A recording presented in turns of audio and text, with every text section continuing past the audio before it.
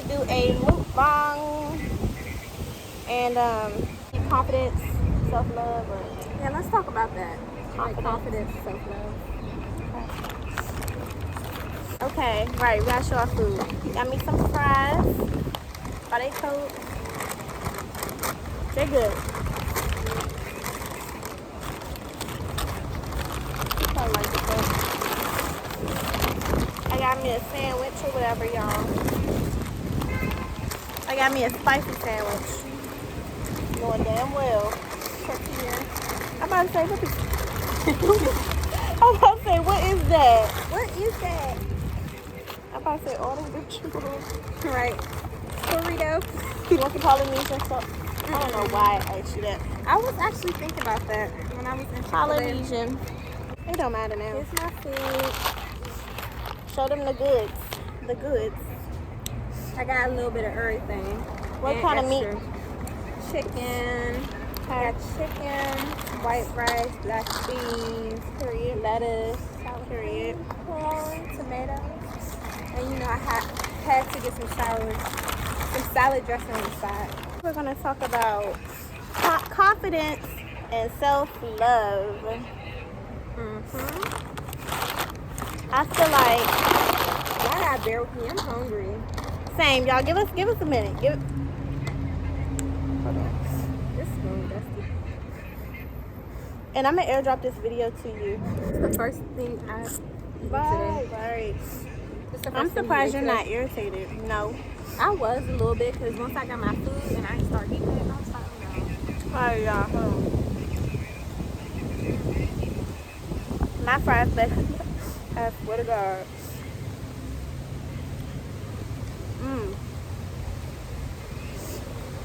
No, you know you hungry when you start swinging your feet back. You know you're hungry when you say, Ain't even swallowed the food yet. Polynesian is good.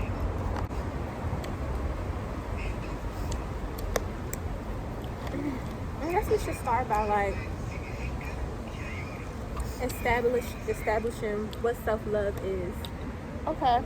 to you. And also, y'all, we doing this naturally. No notes taken, just Yeah. coming from the heart. Right. Self-love to me is making sure that you do whatever means necessary to grow as a person and to make sure that you are loving yourself, which basically means leaving a toxic relationship or making decisions that other people think look selfish to them but is helpful to you, as far as making time for yourself.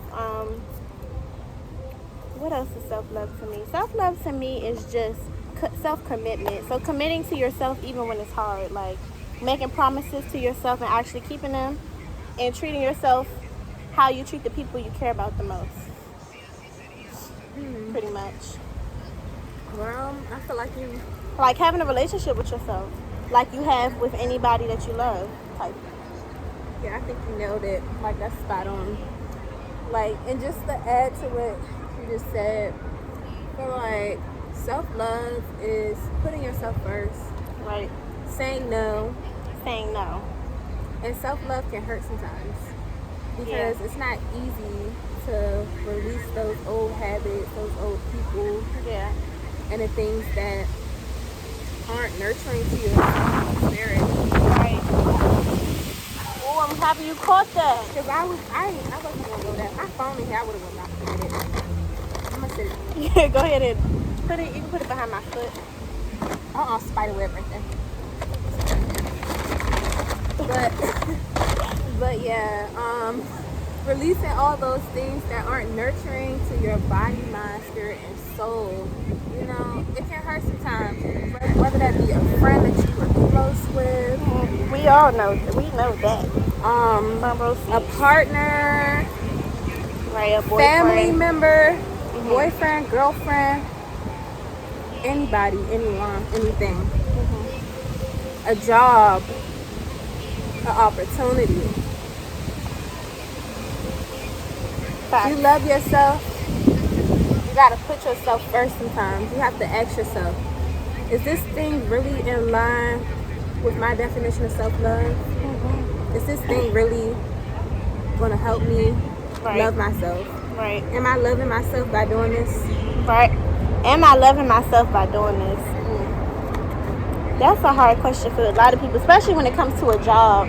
Because people feel like they have to endure everything under the sun just for a job. Mm-hmm. And having discernment or choosing your battles wisely is totally different from making sure that you love yourself. Because in situations with like friends, family, even a relationship with yourself, jobs, it's going to be hard. You know, you'll come across struggles, but when it comes to you feeling like you're sacrificing yourself or like you're pouring from an empty cup, it's not even worth it. It's so many other people to meet in this world. It's so many other jobs to apply for. It's so many, you know. So yeah, that's what self-love is to the both of us. I think before you move on though, you had said something that like stuck out.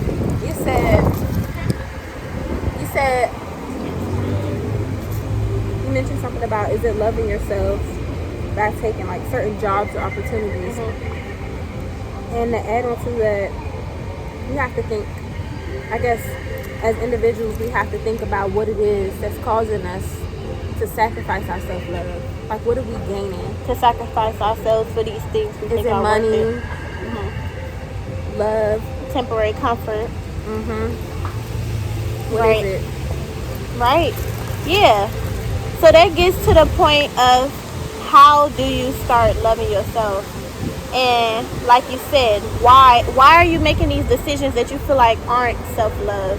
Is the first question you gotta ask yourself, because I feel like everybody has different traumas, so everybody treats themselves bad in a different kind of way. So some people might be dealing with a partner who they know is treating them bad. Some people might deal with a friend that they know isn't good for them. Some people might be dealing with a job, or you know. And I think deep self-reflection and figuring out why. So like for me personally, sometimes I make certain decisions based on and you know, I'm not gonna share nothing that I'm not comfortable with sharing, but sometimes I make decisions based on my relationship that I had with my mom or my dad. So a trauma that might come from there might play a role in how I treat myself as a grown-up today. So I feel like people don't realize that things that have happened in their childhood play a role in why they make certain decisions and why they have certain habits today. So I think that's important. Like why? Like, okay, you can't even start the process until you understand who you are, why you're making these bad decisions, you know? Yeah, it's like, it's kind of funny and ironic that you bring that up, because I feel like in this day and age with social media and all the different platforms and ways of viewing two people's lives, we hear all these different ideas and concepts, like childhood trauma. Like, we hear a lot of people talk about childhood trauma, but I don't think people really fully understand, conceptualize what that is in their life, and how deep it really is, like, and how it's not like a surface level thing. Like, you don't, childhood trauma is not simply just you looking back in your childhood and saying, oh, when I was 10, my mom and dad divorced. That's not all that it is. It's also you taking that information and applying it to it now. Yeah. Like, oh, I think because when I was this age, I witnessed my parents' lack of commitment, and I carried out the same thing throughout my life. Now I can commit to a man or a woman or whomever. Or you just made me think of something. Women who have bad relationships with their dads, or men who have bad relationships with their mothers, 9 times out of 10 you grow up and treat that same gender bad. I know a man who has a bad relationship with his mom who doesn't know how to be loyal to a woman. I know some women who go on these I hate men movements, or like support you know, treating a man bad because they were treated bad by their fathers. Right, or went through traumatizing situations. Like my sandwich like that. But it's beautiful. It's like, it's something you have to earn. You have to earn it. You know how people say you have to earn someone's trust? You have to earn self-love. Yes, you have to earn your own self-love, just how someone else will have to earn your love. You have to earn your own self-love. It's inner. Woo yourself. Take yourself out on a date. Impress yourself. I think we should get 5 tips too. After explaining it. So we're gonna close out this video, and we hope you guys enjoy. Don't forget to like and subscribe, and comment, and subscribe to her channel. I'll put it here below. And I love you guys, and I'll see you in my next video.